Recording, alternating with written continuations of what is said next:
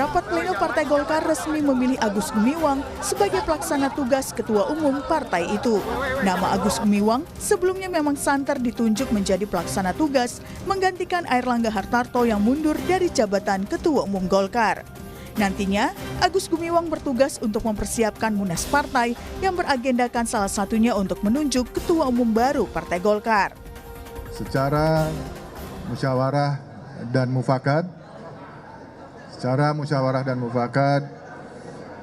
saya diberikan amanah untuk memimpin Partai Golkar sebagai PLT Ketua Umum Partai Golkar, dan tugas utama saya sebagai PLT Ketua Umum Partai Golkar adalah mengantarkan Golkar menuju Rapimnas dan Munas ke-11 Partai Golkar. Penyebab mundurnya Airlangga Hartarto hingga kini menimbulkan beragam spekulasi. Salah satunya kasus hukum.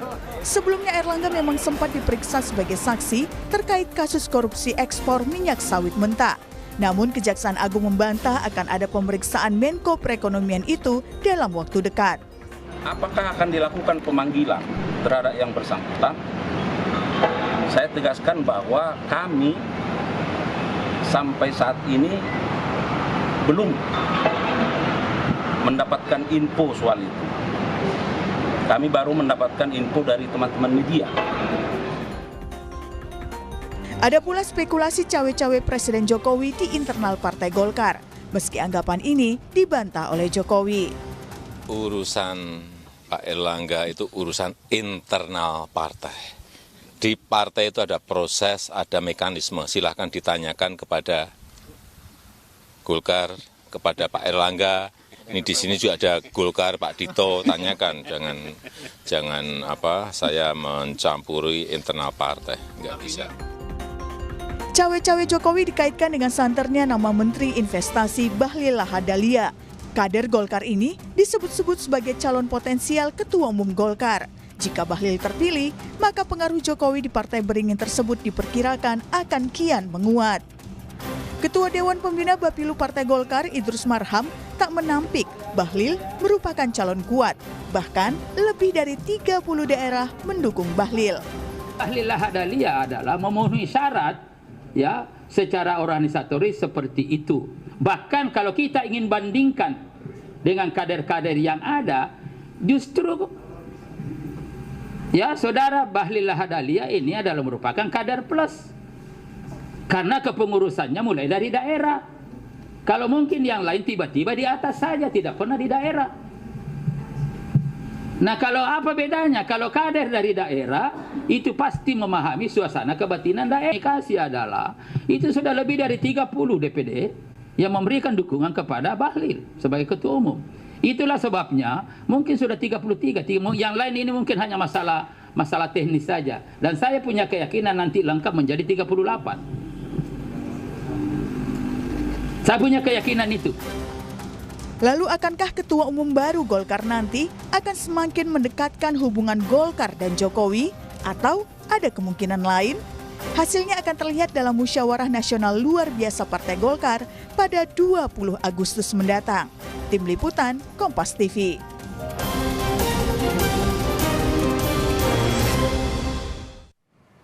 Saudara, semalam pleno Partai Golkar akhirnya memutuskan nama Agus Gumiwang Kartasasmita sebagai PLT Ketua Umum Partai Golkar. Lalu pada 20 Agustus mendatang, Rapimnas dan Munas bakal digelar untuk memilih sosok yang akan duduk sebagai Ketua Umum Partai Beringin itu. Nama Menteri Investasi Bahlil Lahadalia menguat menjadi salah satu calon Ketua Umum. Akankah Bahlil bisa menguatkan hubungan Jokowi dan Partai Golkar atau akan ada kejutan politik lain? Kita bahas bersama dengan sejumlah narasumber yang sudah hadir melalui sambungan Zoom. Sudah ada Ketua DPP Partai Golkar, ada Dev Laksono. Selamat pagi, Assalamualaikum Bung Dev. Selamat pagi, Assalamualaikum. Gimana kabarnya? Sehat? Waalaikumsalam warahmatullahi wabarakatuh. Sehat juga Bung Dev. Kemudian juga ada juru bicara sekaligus Kepala Badan Komunikasi Strategis Partai Demokrat, ada Bung Herzaki Mahendra. Selamat pagi, Assalamualaikum. Bung Zaki. Ya, selamat pagi. Waalaikumsalam warahmatullahi wabarakatuh. Selamat pagi, Bang Dev. Iya, kemudian juga sudah hadir ke studio ada pengamat politik dari Universitas Al-Azhar Indonesia, sudah ada Kang Ujang Komarudin. Selamat pagi Kang Ujang. Selamat pagi, Assalamualaikum. Waalaikumsalam warahmatullahi wabarakatuh. Ini semalam akhirnya terpilihlah nama Agus Gumiwang Kartasasmita dalam rapat pleno, dan di harian Kompas, Bung Dev, di halaman 2 ini judulnya Lobi-lobi di balik pemilihan kilat Agus Gumiwang sebagai PLT Ketua Umum. Nampaknya semalam mulus-mulus saja. Benarkah ada lobi-lobi politik di sana? Ya, kalau lobby-lobby politik itu hal yang lumrah, apalagi di dalam Golkar ya. Kita kan partai yang dinamika, yang terbuka secara demokratis. Jadi pasti ada pembicaraan dan juga untuk mencapai kesepakatan. Apalagi kan kita memilih PLT itu dari antara para waketum. Nah, jadi pasti ada kesepakatan antara sesama. Lalu sebelum kita melaksanakan rapat pleno, kita sudah menyepakati ya secara mufakat bahwa yang terbaik untuk saat ini Golkar dipimpin oleh Pak Agus Gumiwang untuk melanjutkan kepemimpinan dari Pak Erlangga Hartarto. Oke, lobi-lobi politiknya hanya sebatas internal ataukah ada spekulasi juga sebenarnya lobi-lobi politik ini juga ada faktor eksternalnya juga nih untuk memilih nama Agus Gumiwang Kartasasmita yang kita tahu juga merupakan menteri dari kabinet Presiden Jokowi, katanya begitu. Benarkah demikian, Bung Dev? Mohon maaf tadi sempat keputus yang depannya. Kenapa pertanyaannya, Mbak? Iya, jadi begini. Lobi-lobi politik itu kan pasti ada di internal begitu ya. Lalu benarkah ada lobi-lobi politik dari faktor eksternal? Ada anggapan ya nama Agus Gumiwang ini merupakan kilat lah karena kan ada di lingkaran menterinya Presiden Joko Widodo. Benarkah demikian jawaban Anda, Bung Dev? Saya rasa itu spekulasi yang terlalu jauh ya. Itu mungkin agak sedikit konspirasi teori. Kenapa? Karena Pak Agus Gumiwang itu ya sama seperti Pak Erlangga Hartarto, Mas Dito, Mas Jerry, semua itu kan ada di dalam kabinet. Akan tapi semua itu kan sudah jauh sebelum masuk kabinet, itu jauh sebelum terbentuknya bahkan pemerintahan Presiden Jokowi sudah ada di Golkar lebih dahulu.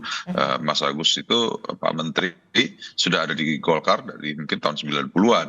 Nah, jadi jauh sebelum itu sudah menjadi kader Golkar tulen, dan dalam kondisi saat seperti ini ya yang terbaik itu adalah Pak Agus Gumiwang gitu.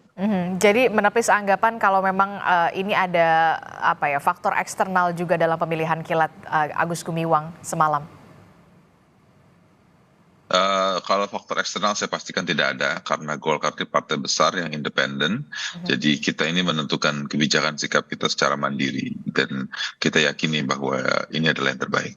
Oke, begini Bung Dev, kemarin juga sudah diputuskan untuk Munas luar biasa pada tanggal berapa?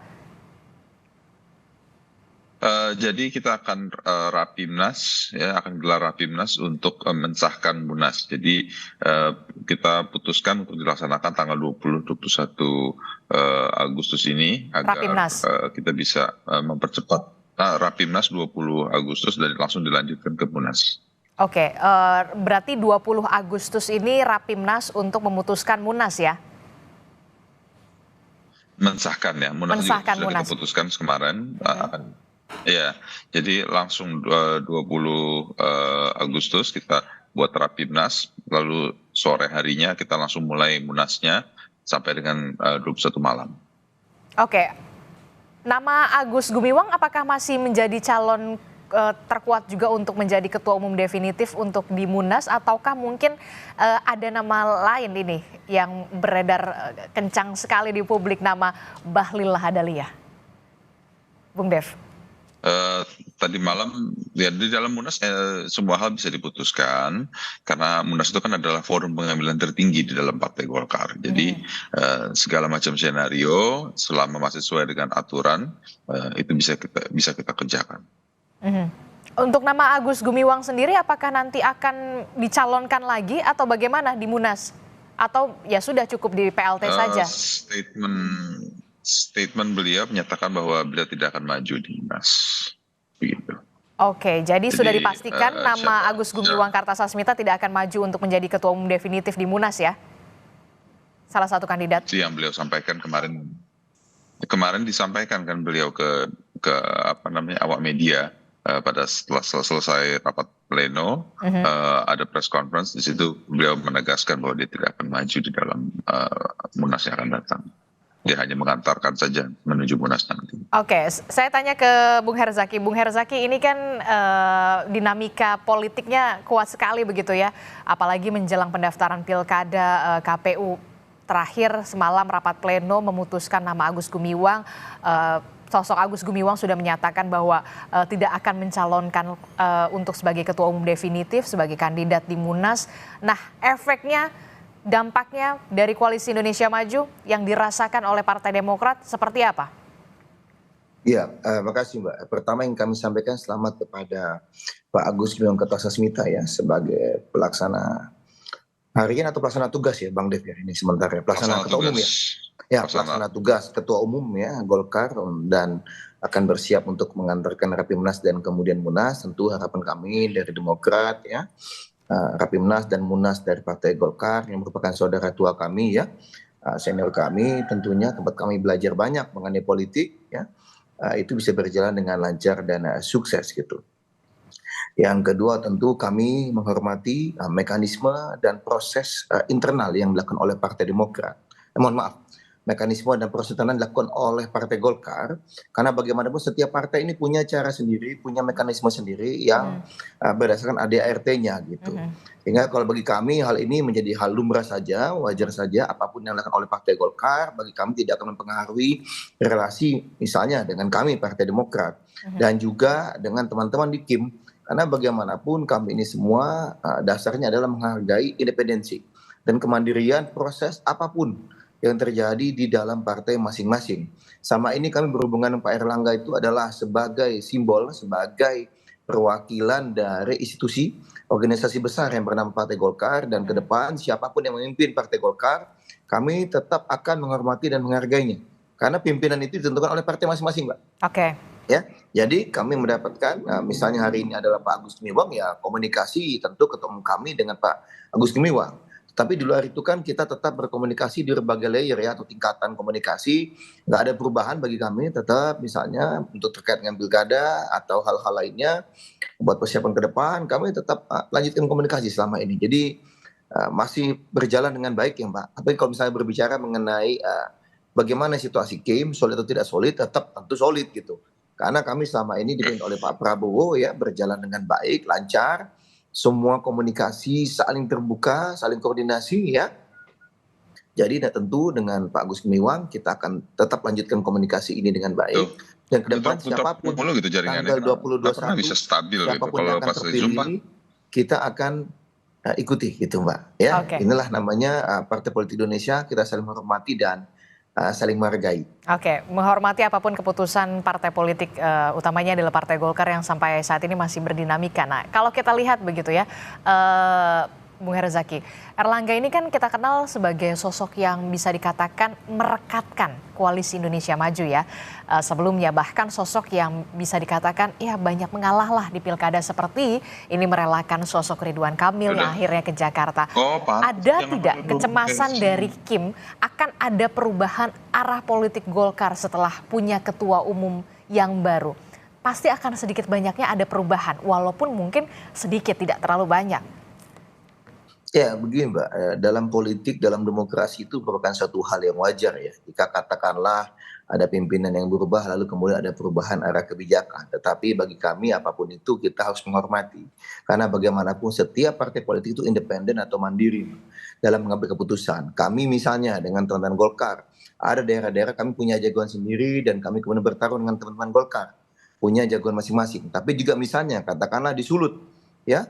Calon gubernurnya itu dari kami, calon wakil gubernurnya dari Golkar gitu. Nah ini kan sudah keluar rekomendasi. Tapi kemudian dikatakanlah ke depannya dalam beberapa hari ke depan, lalu pasca kepemimpinan yang baru ada rencana atau ada perubahan-perubahan, ya kami sangat memaklumi karena bagaimanapun kami masih menghormati dinamika internal dari masing-masing partai. Jadi katakanlah nih teman-teman Golkar pasca kepemimpinan yang baru saya mau duduk bareng nih, kayaknya kita mau ada perubahan konstelasi nih untuk misalnya dukungan atau gubernur, wakil gubernur, atau bahkan misalnya bupati atau bupati yang akan diusung, ya kita akan duduk bareng, Mbak. Karena bagaimanapun yang kami hadapi adalah institusi, ada organisasi, dan siapapun memimpin di organisasi itu, ya kami akan mengikuti itu, mekanisme yang berlaku. Tapi kami sangat yakin bahwa ini pilkada sudah mendekati ujung, ya apapun keputusan teman-teman Golkar, kita kami hormati, dan kami yakin bahwa ya namanya dinamika organisasi, dinamika demokrasi. Dinamika demokrasi, dinamika partai politik ya biasa lah ya, apalagi di last minute begitu ya Bung Herzaki. Oke, saya ke Kang Ujang. Kang Ujang, Anda melihat rapat pleno semalam yang akhirnya memutuskan nama Agus Gumiwang sebagai PLT Ketua Umum Partai Golkar yang mengatakan saya tidak akan mencalonkan diri untuk menjadi Ketua Umum definitif di Munas. Apa yang bisa Anda nilai di situ? Ya, saya sudah analisa 2 hari yang lalu. Bahkan terpilihnya Pak Agus Gumiwang itu sudah saya prediksi, bisa dicek kok di jejak digital saya, jadi jejak media. Apa pertimbangannya menurut Anda? Pertimbangannya Pak Agus Gumiwang adalah orang yang dekat dengan Pak Erlangga, di saat yang sama juga dekat dengan Pak Jokowi, jadi jalan tengah. Nah, saya melihat ya Pak Agus Gumiwang ini adalah ya sosok yang ada di tengah yang menjadi bridging, jembatan, ya agar nanti ketua umum definitif ya di tanggal 20 atau 21 Agustus terpilih. Siapa? Bahkan saya sudah berani memprediksi siapa orangnya. Kemungkinan besar Pak Bahlil. Dan itu memang skemanya seperti itu. Oleh karena itu saya tidak terlalu sulit untuk bisa menganalisa terkait dengan Partai Golkar ya, karena memang skema yang dibangun, yang dirancang terkait dengan persoalan mundurnya Pak Erlangga, lalu juga tadi ada PLT, lalu ada Rapimnas, Munas, terpilih nanti ketua definitif yang baru. Saya sudah memprediksi itu 2 hari yang lalu karena apa yang saya dapatkan informasi itu sangat valid gitu. Dan hari ini kan arahnya sangat jelas. Pak Idrus Marham mengatakan memenuhi syarat Pak Bahlil. Lalu juga sudah didukung oleh 30 DPD dan bahkan saya mengatakan sudah ada operasi sejak lama terkait dengan dukungan terhadap Pak Bahlil itu. Operasi underground maksudnya. Ya, jadi saya melihatnya sesuatu yang tidak aneh dalam konteks politik dan ini bisa terjadi dimanapun termasuk di Partai Golkar. Tetapi saya melihatnya apapun gonjang-ganjing di Partai Golkar, partai ini tetap solid. Partai ini tetap besar gitu. Dengan caranya sendiri, dengan mekanisme sendiri punya daya tahan yang kuat dalam konteks menghadapi tantangan dan persoalan-persoalan yang dihadapi saat ini. Benarkah demikian Bung Dev, skemanya memang sudah dirancang sedemikian rupa begitu sejak mundurnya sosok Erlangga Hartarto, kemudian PLT Ketum Agus Gumiwang Kartasasmita dan terbaru adalah yang tadi disebutkan oleh Kang Ujang Komarudin, nama Bahlil Lahadalia ini juga sudah masuk skema. Jawaban Anda? Ya gini, kalau di dalam politik ya itu bahkan dalam kehidupan secara general tidak ada segala sesuatu hal yang secara kebetulan saja. Pasti semua itu ada prosesnya, ada tahapan-tahapannya. Ya, apalagi kita melihat kedekatan Pak Agus Gumiwang kepada Pak Bahlil, juga kepada Pak Erlangga, mereka semua di dalam satu kabinet. Ya, jadi terus kita melihat bagaimana transisi ini menuju pemerintahan yang baru dan semuanya itu terlibat juga di dalam pemenangan Pak Prabowo, sehingga sepertinya sangat mudah untuk menarik garis merahnya akan semua tokoh-tokoh ini. Ya kan, tetapi memang situasinya ini berkembang dengan sangat cepat dan memang untuk dalam situasi perkembangan yang sangat cepat dan menghadapi perhelatan lagi, nanti kita kan ada perhelatan pilkada nanti ya. Jadi ini membutuhkan sebuah kepastian dan kekuatan politik khususnya di dalam Partai Golkar. Oke, kalau untuk skema itu berarti Anda melihat benar nggak sih ada skema itu yang memang sudah dirancang begitu? Ya gini, kalau untuk skema itu bisa berbagai macam pandangan, tergantung kita melihat seperti apa. Kalau saya secara pribadi sebagai kader Golkar, saya lebih melihat bahwa ini adalah suatu dinamika yang di dalam Partai Golkar. Ini hal yang biasa, Golkar mengalami badai-badai yang pernah lebih besar. Kita pernah hampir dibubarkan, kita pernah hampir dinyatakan partai terlarang, tapi selalu kita tuh berhasil keluar muncul menjadi pemenangnya. Jadi ini adalah satu proses untuk memperkuat dan juga mendewasakan Golkar baik secara institusi ataupun individu-individu di dalamnya. Oke, termasuk juga tadi disebutkan oleh Kang Ujang, sebenarnya nama Agus Gumiwang ini hanya sebagai jembatan untuk nantinya nama Bahlil Lahadalia ini menjadi ketua umum definitif di Munaslup. Jawaban Anda? Ya, Bung Dev? ya Pak Agus sudah menyatakan bahwa dia tidak akan maju di dalam Munas yang akan datang.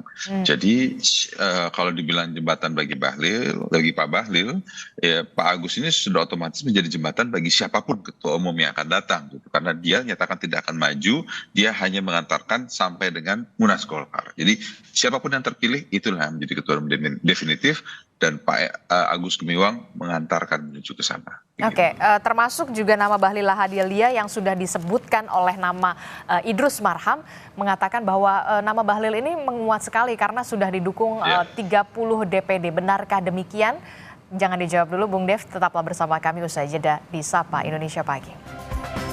Terima kasih Anda masih bersama kami dalam Sapa Indonesia Pagi, masih membahas soal bagaimana dinamika yang terjadi di tubuh Partai Golkar setelah Erlangga Hartarto mundur. Semalam rapat pleno memutuskan nama Agus Gumiwang Kartasasmita menjadi PLT Ketua Umum.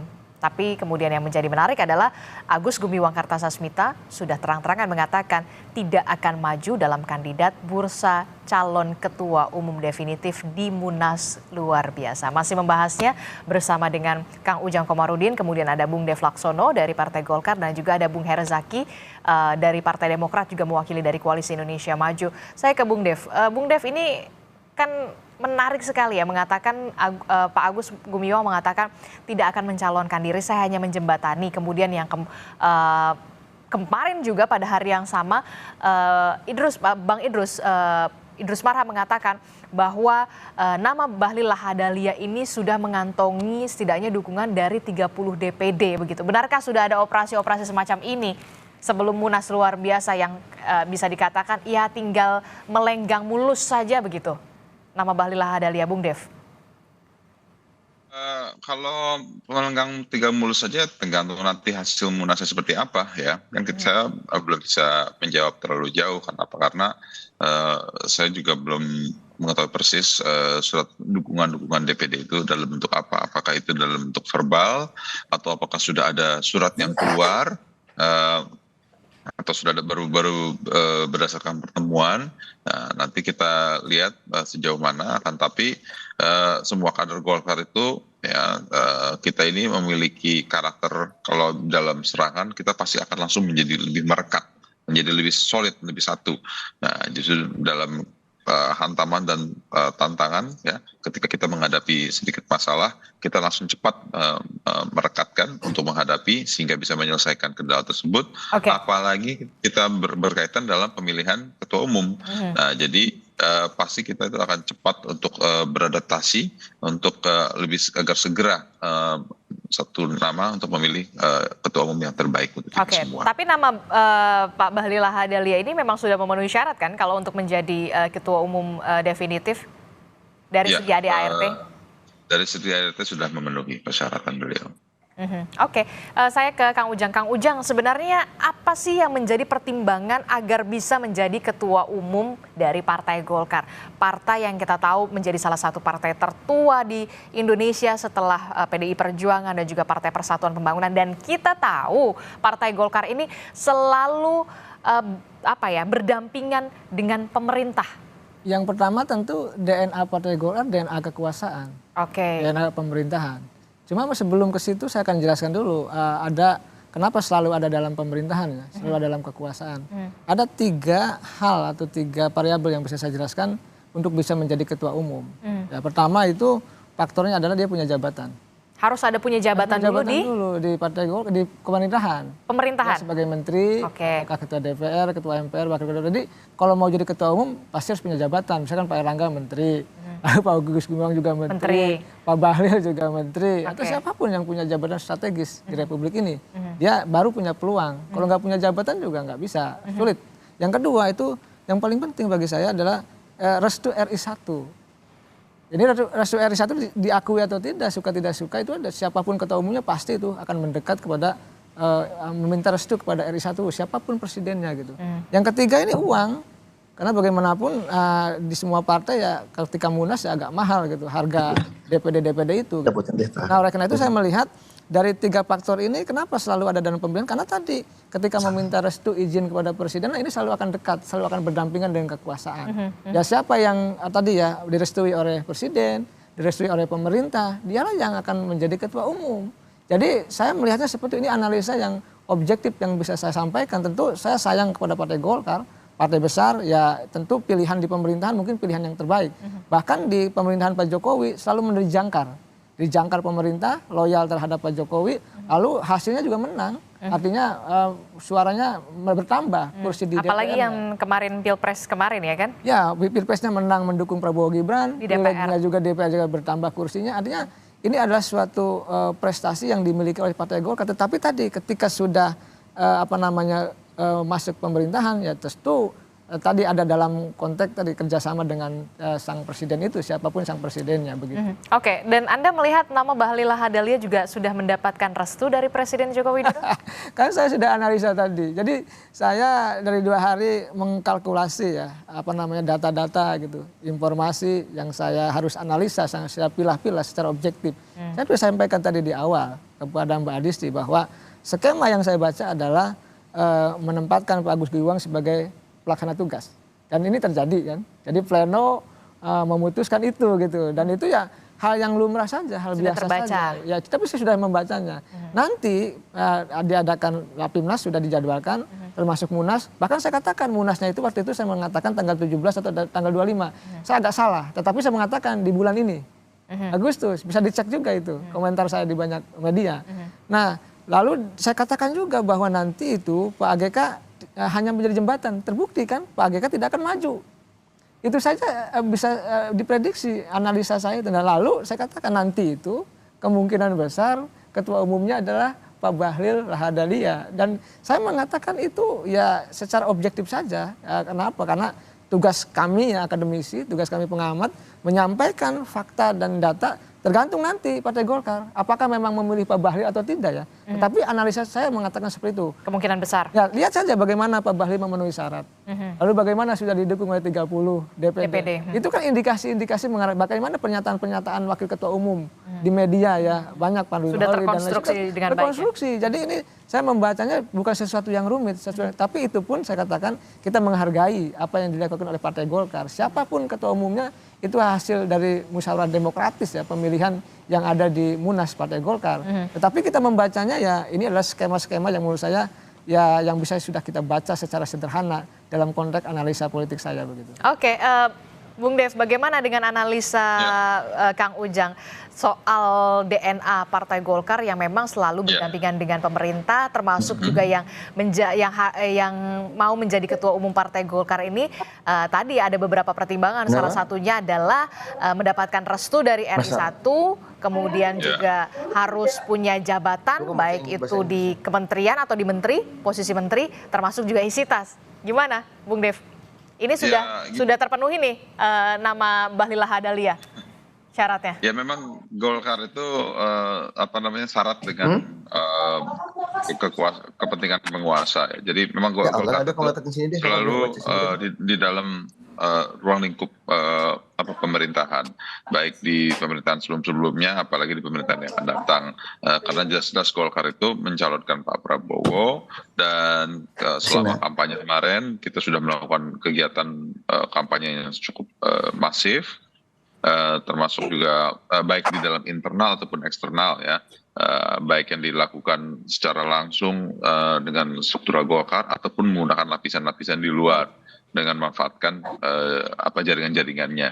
Nah, jadi ini semua saling berkaitan dan juga kepentingan-kepentingan untuk memastikan smoothnya transisi pemerintahan, target pemerintahan ke depan itu tercapai. Nah, ini menjadi tugas-tugas Golkar. Maka ketua umum yang akan datang itu ya pasti wajibnya melanjutkan pemikiran dan juga berdampingan dengan pemerintahan yang sudah berlangsung agar target-target pemerintahan itu tercapai dan Golkar menjadi salah satu motor utama dalam pergerakan tersebut. Termasuk juga restu dari pimpinan ya RI1. Berarti begitu ya, Bung Dev? Gini, kalau masalah restu apa tidak itu udah hal yang berbeda ya. Kita kan Golkar, kita bicara Golkar adalah bicara mekanisme yang internal yang berjalan secara internal. Nah, jadi ini lebih dulu gitu yang harus dijalankan. Nah, lalu dengan kalau kita bicara restu, ya pasti presiden sekarang atau presiden nanti pasti akan menyerahkan sepenuhnya kepada internal Golkar. Nah, kenapa? Karena Golkar sudah menjadi bagian dari pemerintahan. Jadi siapapun yang terpilih pasti akan nyambung dengan pemerintahan yang sekarang atau yang akan datang. Oke, termasuk juga ya pasti dapat restu lah ya, karena kan berdampingan juga sama pemerintahan begitu ya, Bung Dev. Ya, gini, kalau kita nggak usah bicara restunya dari presiden, kita bicara internalnya saja dulu gitu. Oke. Kalau internalnya sudah berjalan, pasti akan selaras dengan konsepnya pemerintahan. Oke, baik. Bung Herzaki, bagaimana Anda melihat dengan analisa yang sudah dipaparkan oleh Kang Ujang? Benarkah demikian? Kalau di Koalisi Indonesia Maju, begitu juga nggak sih sebenarnya? Kalau dari kami tentu Mbak, dari mekanisme setiap partai ini ada polanya sendiri, ada aturan yang mendasari, ada ADART. Ya kita fokus di situ saja gitu. Apa yang menjadi landasan hukumnya, aturan organisasi masing-masing, itulah yang akan kita gunakan. Itu yang di Demokrat. Dan kami meyakini, apalagi di Golkar. Teman-teman Golkar ini kan partai besar, partai mapan. Semua mekanisme, bahkan setahu saya mau tadi Bang Dev sampaikan, guncangan apapun itu, jika pun ada, itu sudah biasa diambil oleh Golkar. Untuk yang kali ini pun kami melihatnya, ya kita hormati proses dan mekanisme yang ada di Partai Golkar. Siapapun yang menjadi ketua umumnya, Demokrat akan menyambut baik dan tetap akan melakukan kerjasama yang samanya sudah terjalin. Ya kami ini kan sama-sama partai pemenang pemilu Mbak. Oke. Ya kan? Ya kita ini pemenang pilpres ya Bang Dev ya, gitu ya. Jadi kita ini santai-santai aja gitu, karena kan. Berarti tetap kompak ya nanti Pilkada Jakarta mengusung Ridwan Kamil ya? Kompak, ya. Mau Ridwan Kamil, mau siapapun, kami tetap akan kompak Mbak gitu. Kita semua bicarakan bersama. Jika memang ada kesepakatan mengusung satu calon di daerah tertentu, ya kita dukung sama-sama. Tapi kalau misalnya katakanlah sama-sama punya jago kuat, ya nggak apa-apa. Yang penting kan nanti pemenangnya tetap pemimpin yang sejalan selaras dengan apa yang menjadi visi misi dan program dari Bapak Prabowo dan Pak Gibran. Nah ini yang menjadi penting bagi kami Demokrat, bagi teman-teman Golkar dan Gerindra dan partai-partai lain yang tergabung dalam GIM, bagaimana agar pemimpin-pemimpin daerah yang kita perjuangkan semuanya punya visi, misi, dan program yang sejalan dan selaras. Apa yang menjadi mimpi, cita-cita dari Pak Prabowo dan Pak Gibran. Karena inilah janji kami kepada rakyat ketika Pilpres lalu. Nah ini akan kami wujudkan ketika Pak Prabowo dan Pak Gibran sudah menang. Oke, gitu. Ngomong-ngomong soal Pilkada Jakarta nih Bung Herzaki. Ini kan Golkar ini lagi berurusan dengan internalnya sendiri begitu ya. Untuk Pilkada Jakarta bagaimana nih? Apakah nunggu selesai dulu nih Golkar gitu urusannya, baru membahas lagi komunikasi soal cawagup dari RK atau seperti apa? Ya secara simultan ya, karena bagaimana proses politik itu kan berjalan terus-menerus, tidak dihasilkan oleh satu aksi saja atau oleh satu event aja atau satu kegiatan, tetapi kita berjalan secara terus-menerus gitu. Begitu juga dengan dialog atau komunikasi dengan teman-teman Golkar, kan hampir setiap hari bertemu nih.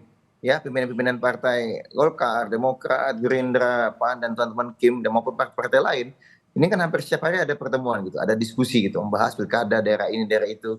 Oh ada yang barengan, ada yang tidak gitu kan. Ini suatu hal yang wajar saja dalam demokrasi, karena tadi lagi-lagi kita semua ini partai-partai besar, punya jago-jago kuat, ya nggak mungkin lah Mbak, kita maksakan Demokrat punya jago kuat, udah bersiap 5 tahun, atau teman-teman Golkar punya jago kuat, sudah bersiap 5 tahun, lalu kami bilang, jangan dong gabung, ya nggak juga gitu kan. Jika silakan aja, toh pemenangnya kita juga. Nah kalau misalnya berbicara mengenai Pilkada Jakarta, ya terus Mbak, ini proses terus berlanjut. Termasuk soal pembahasan siapa yang akan mendampingi RK ya nanti di Jakarta.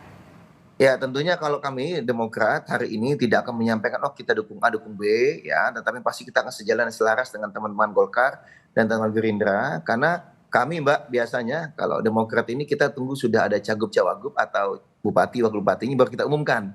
Gitu. Nah, tapi kalau dalam berproses ini kita komunikasi intens dengan teman-teman Golkar dan juga teman-teman Gerindra, dan memang betul Pak Ridwan Kamil itu adalah salah satu calon kuat yang akan kemungkinan kami dukung di Pilkada Jakarta, karena memenuhi 3 kriteria Mbak. 1 punya kans menang, 2 punya integritas, dan 3 punya jejak rekam yang sangat baik ketika menjadi kepala daerah baik di Jawa Barat maupun di Kota Bandung. Gitu. Seperti yang disampaikan oleh Ketua Umum kami. Oke, saya ke Kang Ujang. Kang Ujang, gimana nih? Apakah nanti Anda melihat dengan masuknya Ketua Umum Partai Golkar yang baru secara definitif yang akan dihasilkan oleh Munas luar biasa oleh Partai Golkar, taruhlah kita berandai-andai nama Bahlil Lahadalia gitu ya kan? apakah nanti akan ada perubahan peta politik khususnya di Pilkada Jakarta? Ya, bisa berubah juga bisa tidak. Artinya begini, Ridwan Kamil yang katakanlah sudah dimandatkan lah oleh Pak Erlangga, itu bisa juga didukung oleh Kim. Kalau Bang Herzaki katakan ingin menang, karena memang kalau kita bicara pilkada kan ketokohan, tokoh yang laku dijual, tokoh yang katakanlah bisa mendapatkan dukungan dari warga Jakarta itu pasti. Kalau enggak ya sulit. Nah, tetapi memang apakah misalkan dengan Pak Bahlil kalau jadi ketua umum nanti katakan ditetapkan ya misalkan tanggal 20 atau 21 Agustus. Lalu apakah berubah? Katakan bisa berubah bisa tidak atau gini skemanya. Ridwan Kamil calon gubernurnya, Kaesang calon wakil gubernurnya. Tapi bisa juga nanti Ridwan Kamil tersisih lalu tahu-tahu Kaesang yang jadi calon gubernur kalau misalkan melawan kota kosong. Seberapa besar peluang itu? Ya mungkin saja. Saya meyakini ya di politik tidak yang tidak mungkin. Dan itu menurut saya sangat mungkin bisa probabilitasnya bisa 60%. Tapi sekali lagi kita kembalikan kepada Partai Golkar dan Kim ya. Apakah memang betul-betul serius hingga akhir di tanggal 29 Agustus pendaftaran akhir ya untuk mendaftarkan Ridwan Kamil dengan pasangannya. Apakah Kaesang? Mungkin. Atau dibalik juga Kaesang memang jadi menjadi calon gubernur dan itu mungkin bagi saya. Karena dalam politik lihat saja bagaimana Anies yang memiliki elektabilitas tinggi yang dianggap kuat hari ini sulit untuk mendapatkan dukungan. Jadi dalam konteks kalkulasi politik serba mungkin dan bisa berubah dan juga bisa tidak begitu. Termasuk juga kemungkinan Pak Jokowi dan juga keluarga mungkin Gibran Rakabuming Raka juga bisa diposisikan mendapatkan posisi di Partai Golkar setelah nama Bahlil Lahadalia sebelum tanpa mengurangi nanti hasil munaslup. Bisa nggak berada dalam situ? Ya saya yakin lah. Ini kan ada terjadi kompromi ya. Kompromi antara Pak Erlangga dengan Pak Bahlil pengurus yang baru. Lalu dengan pihak pemerintah kan pasti nih terkorelasi. Nggak mungkin berdiri sendiri. Pasti akan terkorelasi antara tiga pihak itu. Oleh karena itu ya nanti ada kompromi misalkan sudah ada pembicaraan Pak Erlangga akan diberikan penghargaan, akan diberikan tempat, termasuk Pak Jokowi dan Mas Gibran pasti akan diberikan tempat kalau hemat saya. Karena Pak Bahlil ini bagaimanapun sangat dekat dengan Pak Jokowi. Dan jadinya Pak Bahlil, kalau bahasa saya, adalah atas izin restu Pak Jokowi. Dan dalam konteks hari ini menarik tulisannya Pak Dahlan Iskan, ya Golkar ini ya nanti akan memasukkan keluarga Pak Jokowi. Oleh karena itu ya suka tidak suka, senang tidak senang ya dibantah apapun ya. Kita lihat saja nanti apakah memang seperti itu, apakah apa yang saya sampaikan, yang saya spekulasikan ini. Tetapi apa yang kita lihat adalah bagian daripada skema-skema yang sudah saya bicarakan dari awal tadi. Ya semua tentu kita menghargai mekanisme yang ada di Partai Golkar. Partai hebat, partai jagoan, Golkar selalu menjadi jangkar pemerintah. Apapun nanti keputusannya tergantung Partai Golkar, tapi saya meyakini iya akan mengakomodasi kepentingan Pak Jokowi begitu. Seberapa besar keyakinan Anda keluarga istana Presiden Joko Widodo, kemudian ada nama Gibran Rakabuming Raka terakomodir untuk berada di posisi Partai Golkar? Saya mengatakan bisa sampai 70% lebih ya. Karena begini. 70% lebih? Ya, kalau saya mengatakan begini Mbak, di Indonesia ini mohon maaf sekali lagi ya, ini bisa dibantah memang, tapi saya selalu katakan bahwa siapapun figur tokoh yang ketika tidak punya jabatan itu tidak ada perlindungan secara politik, secara hukum, bahkan secara bisnis. Oleh karena itu ya perlu ada perlindungan. Nah, yang bisa melindungi ini partai-partai besar. Lihat kan misalkan, mohon maaf Pak Herzaki, Pak SBY, begitu hebatnya Pak SBY berprestasi dalam 10 tahun terakhir. Tetapi partainya masih dikudeta kok, masih dikerjai kok. Nah dalam konteks itu ini berbahaya kalau tidak ada dalam naungan beringin yang rindang gitu. Dan apapun itu ya kita hormati apa yang dilakukan oleh Partai Golkar. Sekali lagi ya kami hormat itu. Mengadakan munas, memilih ketua umumnya, kita hargai dan hormati sebagai bagian mekanisme yang harus dijalankan oleh Partai Golkar. Walaupun nanti ujungnya ya mengakomodasi kepentingan dari Pak Jokowi. Anda melihat nanti akan ada resisten nggak sih ketika memang dari internal Partai Golkar, khususnya dari senior-seniornya, senior-senior Partai Golkar? Sulit ya, saya pasti akan terima. Ini kan susah, di banyak partai itu kesulitannya adalah ada tanda petik ya. Ada persoalan-persoalan yang saya tidak bicarakan. Ya ada tekanan lah, yang paling bahasa yang paling halusnya itu. Jadi saya melihat kalau itu sudah berjalan ya maka akan menerima semuanya. Resistensi Bahlil pun ada, tapi tetap akan jalan dan sesuai dengan mekanisme akan terpilih. Resistensi misalkan Jokowi juga pasti ada, tapi juga akan jalan. Karena Golkar sudah mengalami banyak persoalan yang bisa diselesaikan. Jadi saya melihat ya ini soal kepentingan akomodasi politik yang yang harus dijaga oleh Partai Golkar. Dan sekali lagi saya meyakini Golkar bermain aman, bermain smooth dan selalu bisa menyelesaikan persoalan. Tetapi tadi ya kita terkaget-kaget Pak Erlangga mundur, pasti ada masalah, tetapi itu bisa diselesaikan oleh Partai Golkar begitu, Pak. Oke, terakhir Bung Dev, terkait dengan analisa dari Kang Ujang, ini saya juga terkaget-kaget begitu ya, jika nanti memang nama Bahlil Lahadalia menjadi ketua umum definitif yang memang direstui dan dikehendaki oleh seluruh unsur Partai Golkar, ada spekulasi akan ada akomodasi terhadap keluarga istana, nama Presiden Jokowi termasuk Gibran Rakabuming Raka yang nantinya juga akan ditempatkan di posisi Partai Golkar. Bung Idrus juga sudah mengatakan kalau memang Presiden Jokowi mau masuk Partai Golkar tentu menjadi berkah tersendiri. Anda sependapat? Ya, kalau bila mana Presiden Jokowi akhirnya masuk ke dalam Partai Golkar, pasti akan menjadi aset yang luar biasa.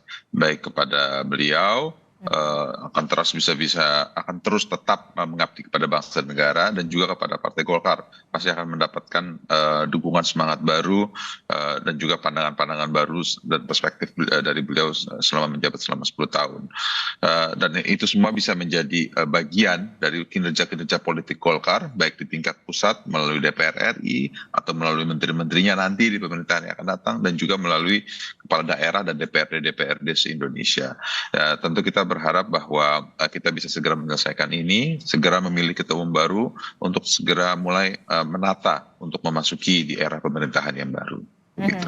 Oke, baik. Kalau Pak Jokowi memang betul akan masuk ke Partai Golkar, tentu saja Anda mengatakan ini menjadi aset yang luar biasa begitu ya, Bung Dev ya? Iya, tentunya. Karena pengalaman beliau pasti akan berdampak yang positif bagi kita semua. Oke, terakhir Bung Herzaki. Ya, kalau dari kami, seperti apapun yang dialami, yang terjadi di Golkar, kami menghormati semua proses yang berlaku. Karena bagaimanapun siapapun tokoh ya, mungkin kalau menurut saya katakanlah bahkan Bang Ujang sendiri misalnya suatu saat memutuskan mau masuk partai politik, bisa jadi Golkar akan menjadi salah satu partai yang sangat menarik. Karena bagaimanapun ini partai besar, sudah bertahan puluhan tahun. Ya kita tahu juga jejak istilahnya jaringannya juga sampai ke daerah-daerah. Ya kami sendiri juga banyak belajar dengan teman-teman Golkar. Meski kami kan masih baru 22 tahun ya, tahun ini baru mau 23 tahun, beda jauh nih dengan teman-teman Golkar. Tapi tentunya kami siap dengan siapapun pemimpin baru. Nanti di Partai Golkar ada tokoh-tokoh baru di Partai Golkar. Ya, Demokrat akan terus selalu bekerja sama bagaimana kita menjaga 5 tahun ke depan pemerintahan Pak Prabowo dan Pak Gibran bisa membuat Indonesia makin maju dan makin sejahtera. Oke, kita akan tunggu bagaimana nanti hasil Rapimnas dan juga Munas luar biasa yang akan memutuskan siapa yang akan menempati posisi Ketua Umum Partai Golkar secara definitif setelah semalam rapat pleno sudah memutuskan nama Agus Gumiwang Kartasasmita menempati posisi sebagai PLT Ketua Umum, termasuk juga apakah nanti benar analisa-analisa yang sudah disampaikan atau dipaparkan oleh Kang Ujang benar menjadi nyata. Kita akan tunggu. Terima kasih Bung Dev dan juga Bung Herzaki. Kang Ujang, terima kasih telah bergabung bersama kami. Selamat pagi Bapak-Bapak, Assalamualaikum, sehat selalu. Bang Dev.